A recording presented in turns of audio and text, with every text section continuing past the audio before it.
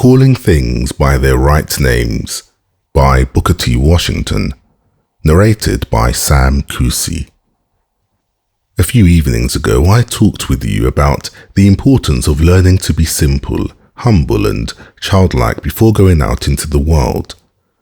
You should remain in school until you get to the point where you feel that you do not know anything, where you feel that you are willing to learn from anyone who can teach you. Unfortunately, there are many things here in the South which tend to lead away from this simplicity to which I have referred. There is a great inclination to make things appear what they are not. For example, take the schools.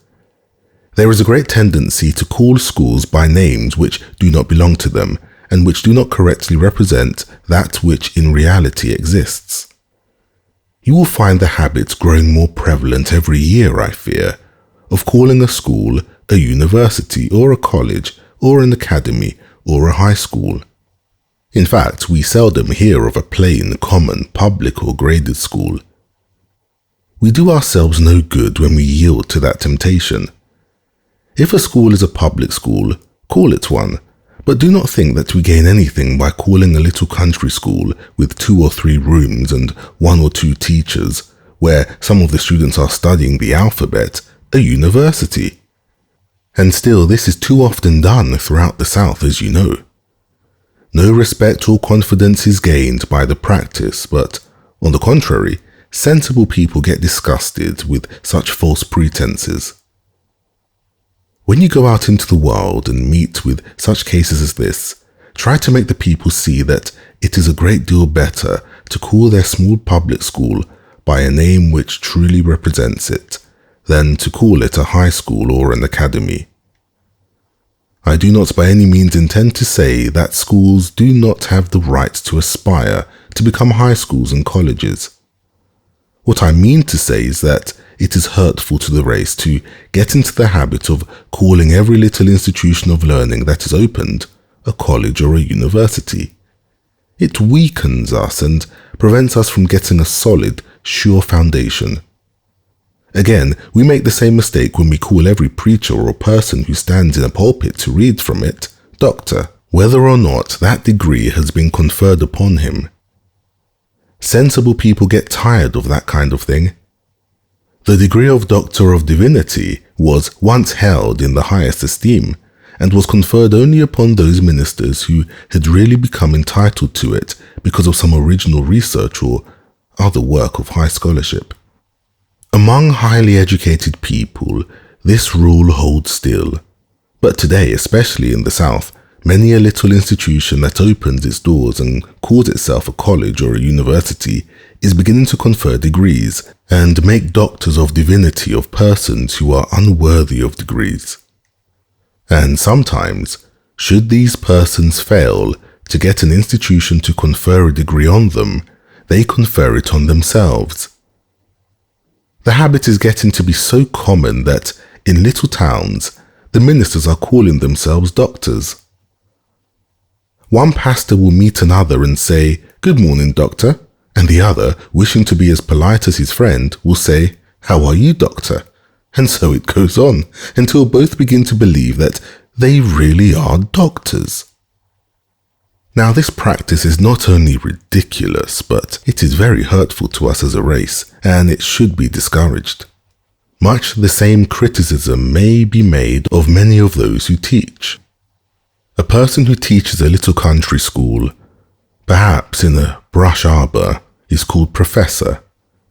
Every person who leads a string band is called professor.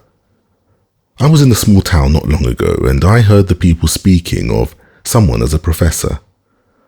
I was anxious to know who the professor was, so I waited a few minutes and finally the professor came up and I recognized him as a member of one of our preparatory classes. Now, don't suffer the world to put you in this silly, ridiculous position.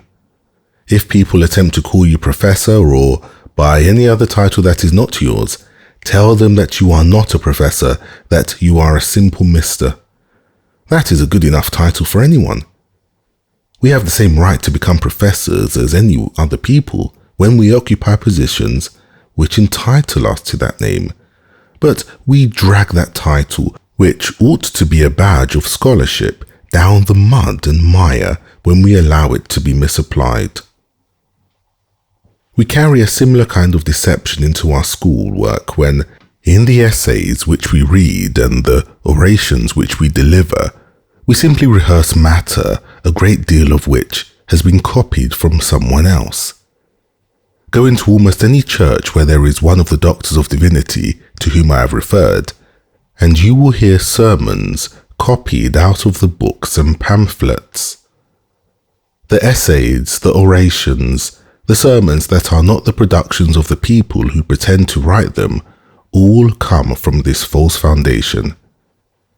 Then there is another error to which I wish to call your attention. In many parts of the South, especially in the cities and towns, there are excellent public schools, well equipped in every way with apparatus and material, and provided with good, competent teachers, but in some cases, these schools are crippled by reason of the fact that there are little denominational schools which provide the public schools of their rightful attendance. If the school can't be in the church of some particular denomination, it must be near it.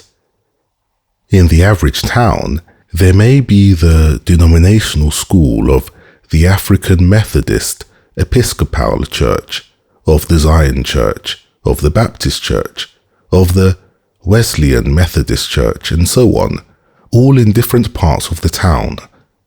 Instead of supporting one public school provided at the expense of the town or city, there exists this little, narrow denominational spirit which is robbing these innocent children of their education.